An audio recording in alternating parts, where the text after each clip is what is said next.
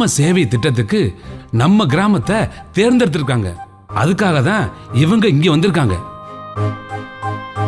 ஐயா வணக்கம். வாழ்க வளமுடன். வாழ்க வளமுடன். எப்படியா இருக்கீங்க? ரொம்ப நல்லா இருக்கேங்க. இவரு என் நண்பர் வேலு. அவர் குடும்பம் ரொம்ப பிரச்சனையில இருக்கியா? அவர் முகமே சொல்லுதே. ஐயா, உங்க எல்லோருடைய பிரச்சனையை தீர்க்க தான் நாங்க இங்க வந்திருக்கிறோம். ஐயா, வேதாத்திரி மகரிஷின்னு சொன்னீங்களே, அவரை பத்தி கொஞ்சம் சொல்லுங்கய்யா. அவர் மாபெரும் மகான். 1958 சென்னைக்கு பக்கத்தில் உள்ள குடுவாஜேரி என்கிற ஒரு கிராமத்தில் உலக சமுதாய சேவா சங்கம் என்கிற ஒரு அமைப்பை உருவாக்கினார்.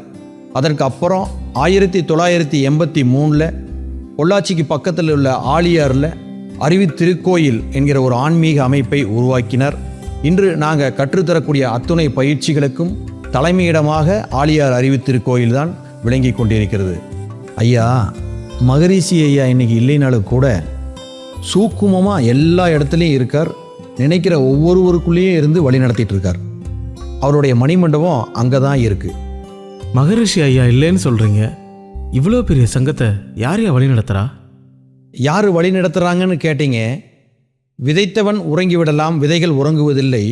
எண்ணியவர் உறங்கிவிடலாம், எண்ணங்கள் உறங்குவதில்லை என்று சொல்லுகிற மாதிரி மகரிஷி ஐயா அவர்கள் விதைத்த எண்ணங்களை அவர் உருவாக்கிய உலக சமுதாய சேவா சங்கத்தை மிகவும் சிறப்பான முறையில் டாக்டர் SKM மயிலானந்தன் ஐயா அவர்கள் தான் வழி நடத்துகிறாங்க. ஐயா அவர்கள் தலைமையில் உலகம் முழுவதும் 3000க்கும் மேற்பட்ட இடங்களில் அறிவு திருக்கோயில்கள், அறக்கட்டளைகள், தவமயங்கள் சிறப்பாக நடந்துட்டு இருக்கு.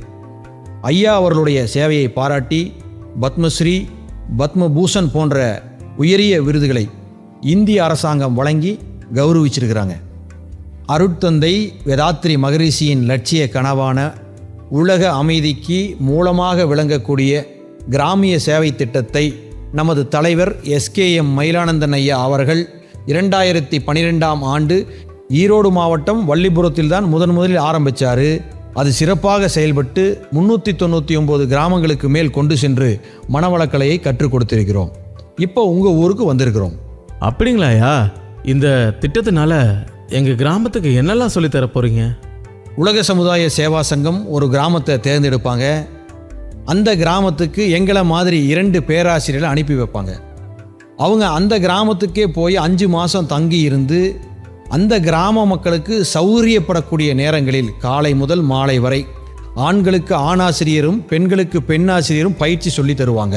மனவளக்கலை பயிற்சின்னு சொல்றீங்க, அதை பத்தி கொஞ்சம் தெளிவா சொல்லுங்கய்யா. சொல்கிறேன். ஒவ்வொருத்தரும் உடலை ஆரோக்கியமாக வச்சுக்க உடற்பயிற்சியும், மனசை மகிழ்ச்சியாக வச்சுக்க தியான பயிற்சிகளும், அகத்தாய்வு பயிற்சிகளும் சொல்லித்தருவோம். இதோட முக்கியமான பயிற்சி ஒன்று சொல்லித்தருவோம். அதுக்கு பேர் காயகல்ப பயிற்சி. இதை நாம் கற்றுக்கிட்டா எப்போதும் இளமையோடு இருக்கலாம், நீண்ட காலம் ஆரோக்கியமாக வாழலாம்.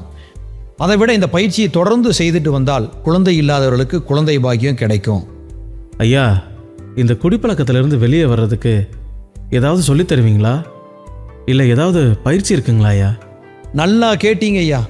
நாங்கள் போகிற எல்லா கிராமத்துலேயும் இந்த குடிப்பழக்கம் தான் பெரிய பிரச்சனையாக இருக்குது. அதுக்கு நாங்கள் என்ன பண்ணுறோம்னா, மது ஒழிப்பு முகாம்னு ஒரு சிறப்பு முகாம் நடத்துகிறோம். அதன் மூலமாக ஆயிரக்கணக்கான பேர் இந்த குடிப்பழக்கத்திலிருந்து மீண்டு வந்து சந்தோஷமாக குடும்பத்தோடு வாழ்கிறாங்க. அது மட்டும் இல்லாமல் பெண்களுக்கான சிறப்பு திட்டம் நடத்துகிறோம். மாணவ மாணவிகளுக்கான பண்பாட்டு பயிற்சியும் நடத்துகிறோம். மருத்துவ முகாம் ஒன்று நடத்தி இங்கே இருக்கிறவங்களுக்கெல்லாம் என்னென்ன பிரச்சனை இருக்குன்னு கண்டுபிடிச்சு அதற்கான சிறப்பு பயிற்சி கொடுத்து அதிலிருந்து மீட்டெடுக்கிறோம். அதோட மனவளத்தை காப்பது போல மண்வளத்தை காப்பதற்காக வீட்டுக்கு ஒரு மரம் கொடுத்து வளர்க்க சொல்கிறோம். ஐயா, எங்களுக்கும் கொடுப்பீங்களா ஐயா? கண்டிப்பாக மரக்கன்றுகளையும் கொடுப்போம். நாங்கள் சொன்ன எல்லா திட்டங்களையும் கொடுப்போம். ஐயா, உண்மையிலே நாங்கள்லாம் பாக்கியம் பண்ணியிருக்கோம். நீங்கள் சொன்ன மனவளக்கலை பயிற்சியில் நாங்கள் குடும்பத்தோடு கலந்துக்கிறோம். ஐயா வணக்கம். வாழ்க வளமுடன். வாழ்க வளமுடன்.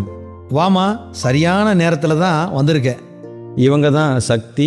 இன்னைக்கு நடக்கக்கூடிய கலை நிகழ்ச்சிக்கு இவங்க தான் லீடர். ஐயா, என்ன சொல்கிறீங்க? இந்த பொண்ணு சின்ன பொண்ணா இருக்கு, இந்த பொண்ணை லீடர்னு சொல்கிறீங்க?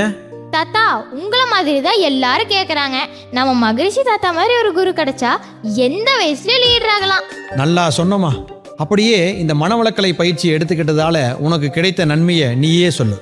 தாத்தா, எங்க ஊருக்கும் கிராமிய சேவை திட்டம் வந்துச்சு. எங்க ஸ்கூலுக்கே வந்து மனவளக்கலை பயிற்சிகளை கத்து கொடுத்தாங்க. நான் ரொம்ப ஆர்வமா கத்துக்கிட்டேன். இதனால நான் தான் படிப்புல நம்பர் 1. அது மட்டும் இல்ல, யோகால நான் தான் ஸ்டேட் ஃபர்ஸ்ட், தெரியுங்களா? ஆமா ஆமா, நானும் உன்னை டிவியில பார்த்திருக்கேன். கலெக்டர் கிட்ட பரிசு வாங்கினல்ல? கரெக்டா கண்டுபிடிச்சிட்டீங்க தாத்தா. இப்போ கூட நாங்க எல்லாம் யோகா டான்ஸ் பண்ணதான் வந்திருக்கோம். நீங்க இருந்து பார்த்துட்டு தான் போறீங்க. கண்டிப்பாமா. வேலு, நாம இருந்து கடைசி வரைக்கும் பார்த்துட்டு போலாமா? பார்த்துட்டே போலாம்ப்பா.